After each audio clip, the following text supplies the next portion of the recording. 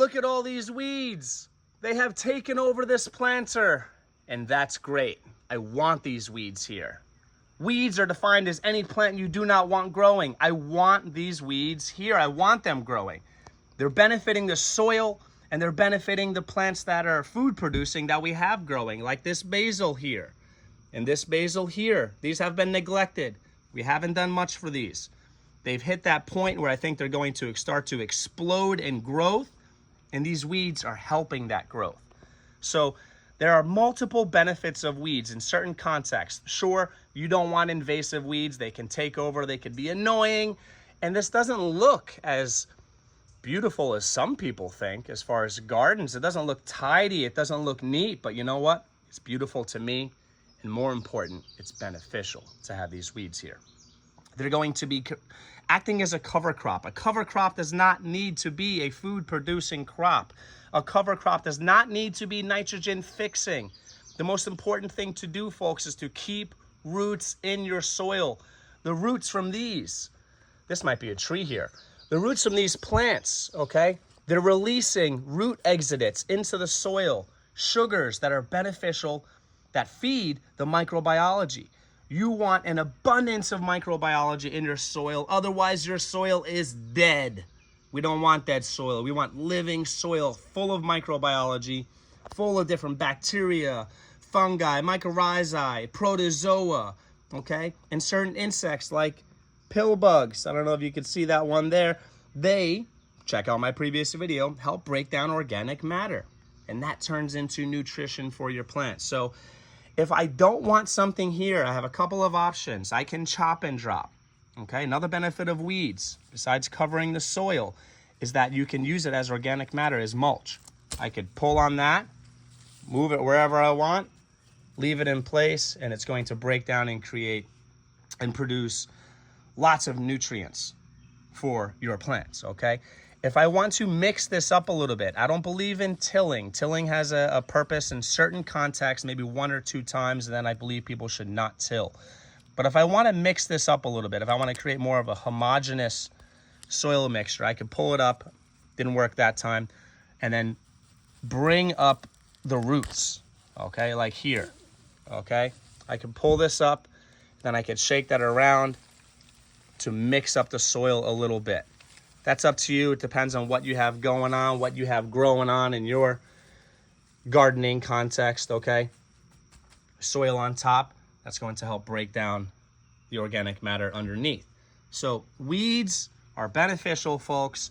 I recommend only removing your weeds if they're in your way. Another time you want to remove weeds is if you have food producing plants that the roots, that's where the food is. If that's where the food is, if the food is in the roots, okay? If the medicinal beneficial parts are in the roots, then you want to remove those weeds so that there's not competition, okay? I'm not worried about competition for water, and I'm not worried about competition for nutrients. This is very rich soil. So a lot of people get so concerned about competition for water and nutrients. You know what these plants are doing by covering it? They're reducing evaporation. They're keeping the soil moist underneath by holding that water in the soil where you want it, okay?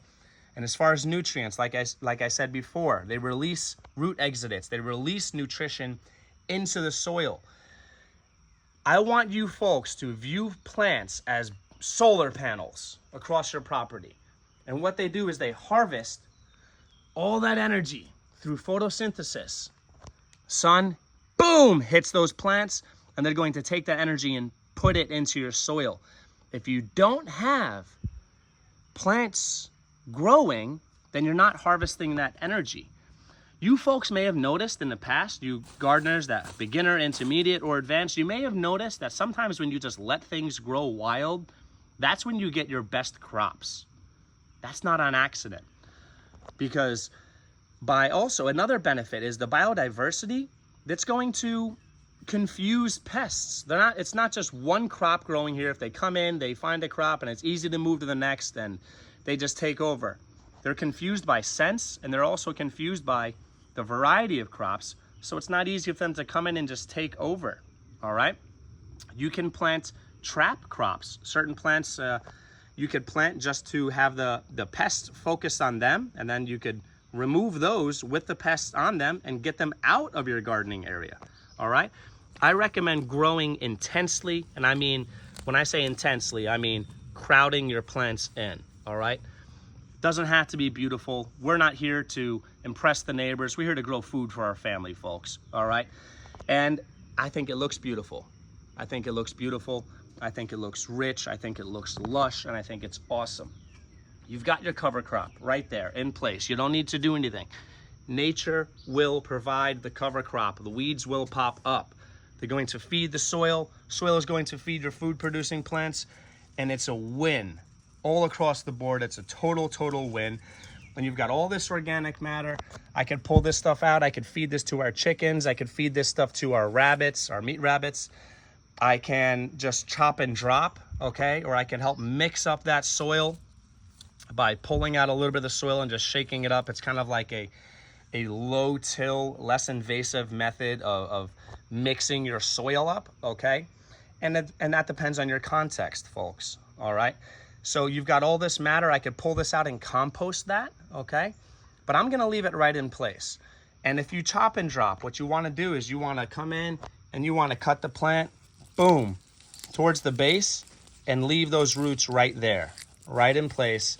And that's going to, difficult to do with one hand, folks, but you get the point. That's going to leave the roots in there, the beneficial roots, okay? And now you're not only putting organic matter on the surface with your mulching, you have organic matter in the soil that's going to break down over time. Now the roots create little channels, little pathways for water and oxygen to penetrate your soil.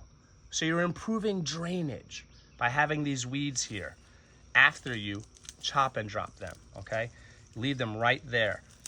Folks, I hope this is valuable to you. I hope this will encourage you to garden a different way. If you're not doing it this way, I encourage you, give it a shot, give it a go, give it a grow, and watch your plants really explode in growth. I'll be posting an update video showing you folks how this basil and how these garlic plants in here are growing, and you folks can follow along and see what I'm talking about. Please subscribe for more gardening tips, homesteading tips, tips in life. Take care, everybody.